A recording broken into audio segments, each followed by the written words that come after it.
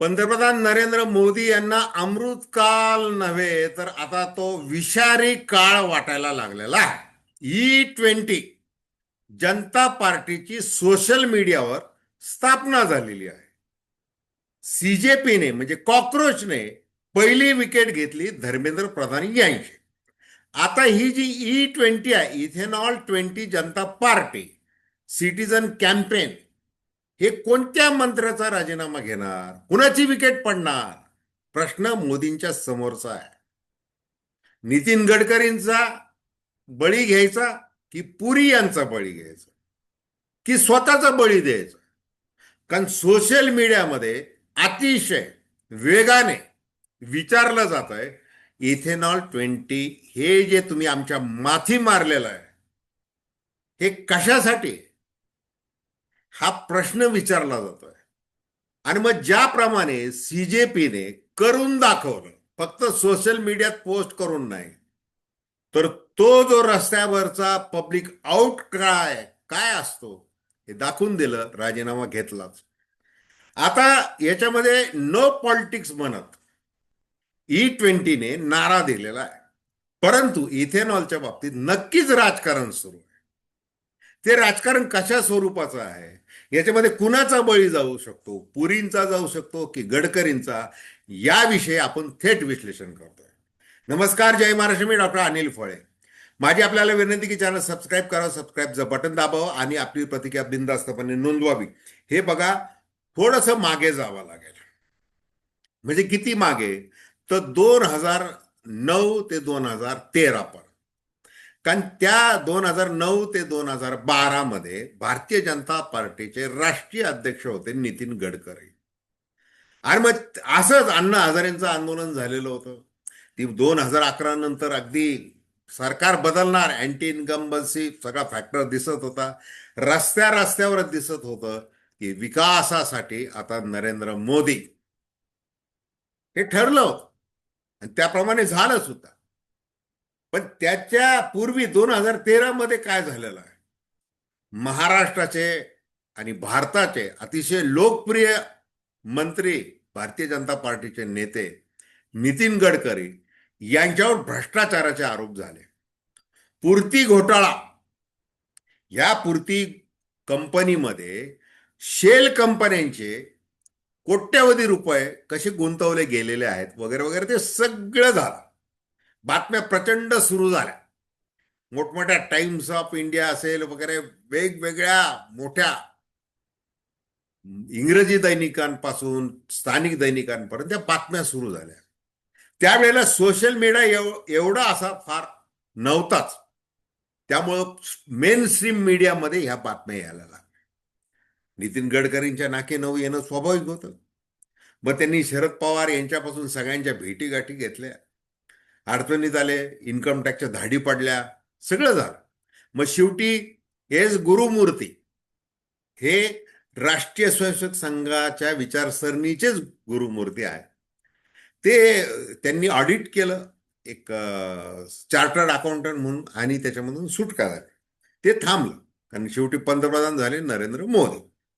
आता जसे नरेंद्र मोदी पंतप्रधान झाले, तसं ज्यांना वाटत होतं की नाही शरद पवार होऊ शकले महाराष्ट्राचे पंतप्रधान, तर निदान नितीन गडकरी झाले असते.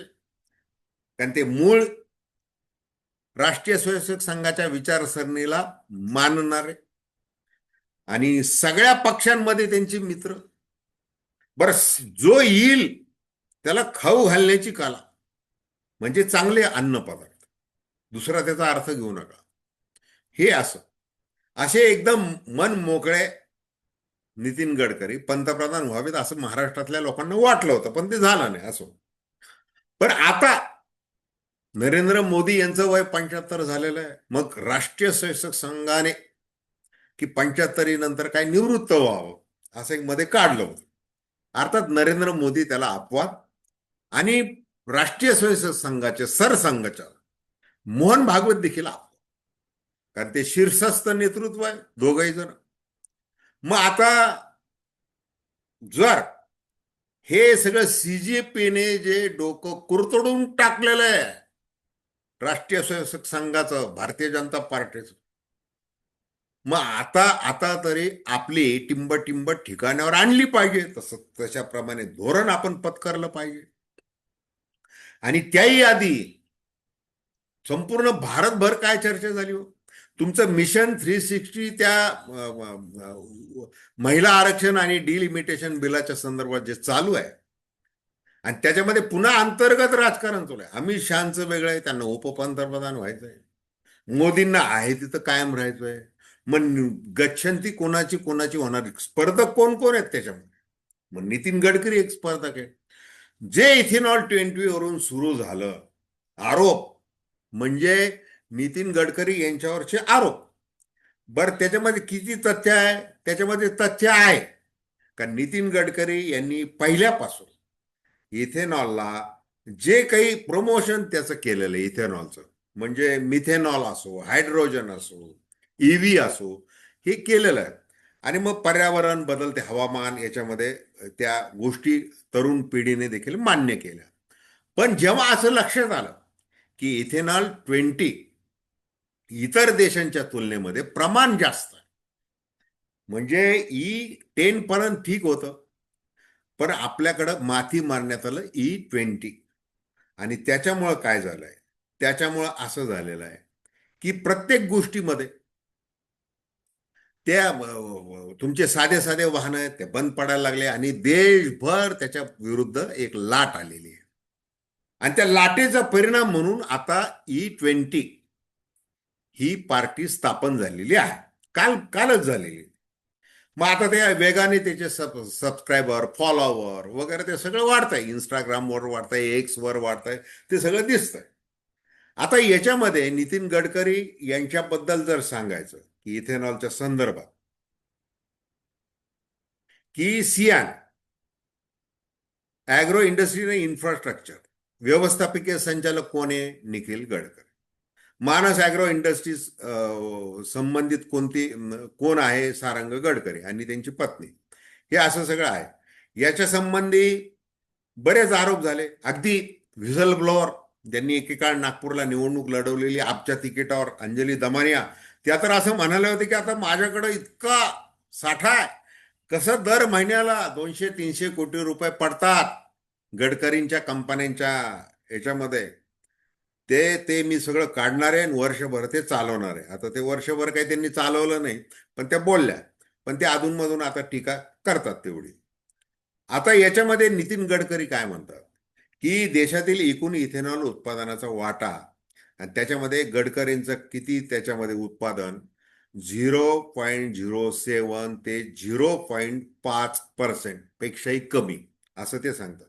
आता कुटुंबाच्या व्यवसायातील इथेनॉलचा हिस्सा फक्त सुमारे 10%. ते आमच्या कंपन्यांवर कर्ज आहेत ते सांगतात 1600 कोटी रुपयाचं. त्याच्यानंतर हे सगळं धोरण कोण ठरवतं? 20% वापरायचं की काय करायचं? एकूणच जे इथेनॉल ब्लेंडिंग धोरण आहे ते कोण करतं? तर ते पेट्रोलियम खातं करतं. आणि पेट्रोलियम खात्याचे मंत्री कोण आहेत? हरदीप सिंग पुरी आहेत. मग किंमत काय ठरवायची, अमुक काय करायचं, काय किती मिश्रण करायचं, पेट्रोल पंपावर काय करायचं, वितरण पद्धती काय असेल, हे सगळं कोण ठरवतं? एकतर हरदीप सिंग पुरी ठरवतात, आणि मग कॅबिनेटमध्ये जातं, मग कॅबिनेट ते मंजूर करतं. म्हणजे नितीन गडकरी हे करत नाही.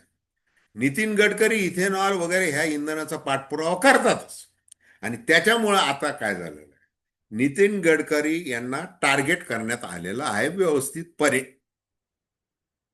म्हणजे आता याच्यामध्ये मग आता ज्या वेळेला मंत्रिमंडळाचा विस्तार करायचा, रिशफलिंग करायचं आहे, मिशन 360 साठी जे फोडाफोड लाव, टीएमसी के दे दो 50 करोड़, दे दो 100 करोड़, दे दो उद्धव बाळासाहेब ठाकरे दे दो 50 करोड़, 100 करोड़ दे दो, राष्ट्रवादी के आ रहे क्या, शरद पवार को देखो क्या करते हैं, मॅनेज नाही हो रहे तो ऐसा करो वैसा करो, हे सगळं जे चाललेलं आहे त्याच्याबरोबर चर्चा ती जशी सुरुवातीला सांगितली की ते अंतर्गत कसं राजकारण सुरू आहे.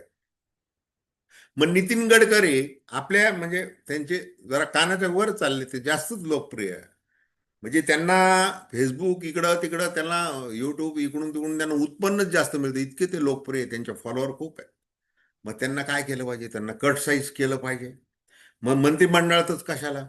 मोदी यांनी नितीन गडकरी यांचे जसे 2013 मध्ये बातम्यांच्या द्वारे पंख छाटले, त्याच्यानंतर त्यांना मंत्री केलं, आणि मग तुमचं सागर माला, अमुक माला, तमुक माला, हे विकास, हे डेव्हलपमेंट, हजारो किलोमीटरचे रस्ते. रस्ते कसे आहेत?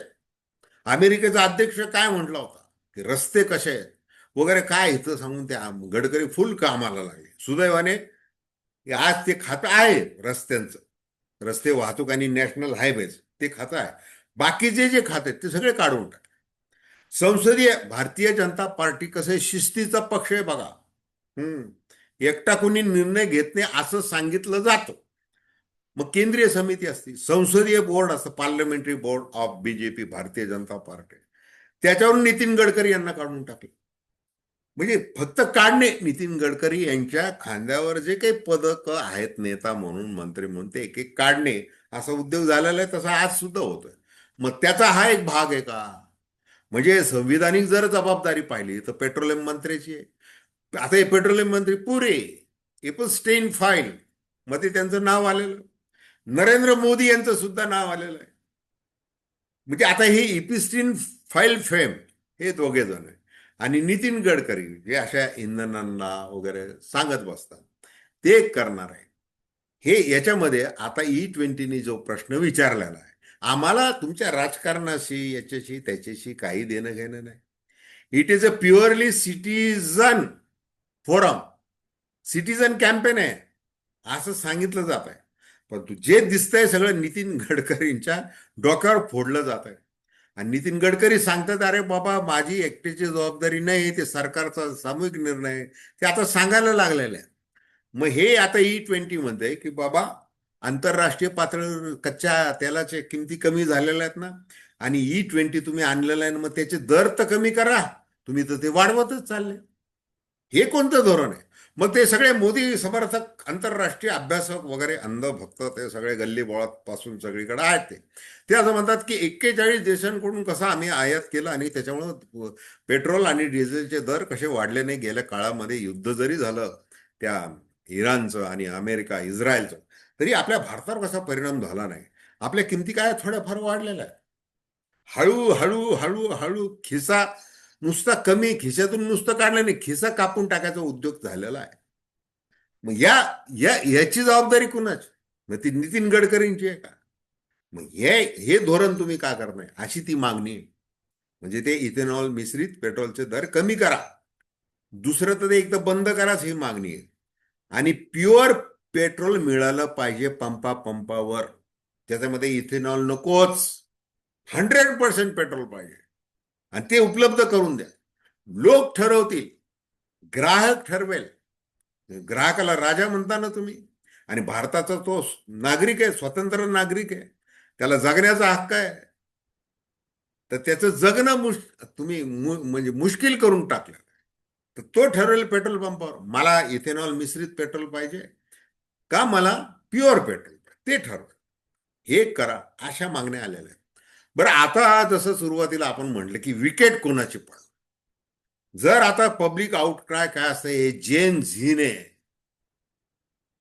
जे झिंज्या उपटून सांगितलेलं आहे सरकारला, आमच्या नादी लागायचं नाही, विषय संपला. नीतिमत्ता, मॉरलिटी हे तुम्ही सिद्ध करा, आमचं नाही आहे. जो जबाबदार आहे, खात्याचा मंत्री आहे, त्याची जबाबदारी आहे ती. मग त्या अर्थाने जर गेलं तर E20चं मागणी देखील पुरी यांच्यावर देखील जाऊ शकते. त्यांनी तसं कुणाच्याच मंत्र्याचं नाव घेतलेलं नाही, पण ती जाऊ शकते. मग आता त्याप्रमाणे जसं रस्त्यावर ही लढाई सुरू झाली, मग आता विरोधी पक्ष म्हणजे स्वाभाविकपणे लोकशाही आहे. जर जनता एक मोठा युवकांचा समूह, जेन झीचा समूह रस्त्यावर उतरून आपल्या जीवाची पर्वा न करता संविधानाच्या चौकटीत राहून जर काही म्हणत असेल, तर त्याला पाठिंबा देणं हे राजकीय पक्षांचं काम आहे. आणि जे सत्तेवर नाही आहेत अशांचं जास्त काम आहे, ते त्यांनी केलेलं आहे. आता या इथेनॉल 20 बाबत, E20 बाबत, जनता पार्टी बाबत नेमकं पुढं काय होतंय हे आपल्याला दिसेल. तर धन्यवाद.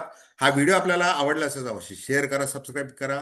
आणि आपली प्रतिक्रिया बिनधास्तपणे नोंदवा. धन्यवाद.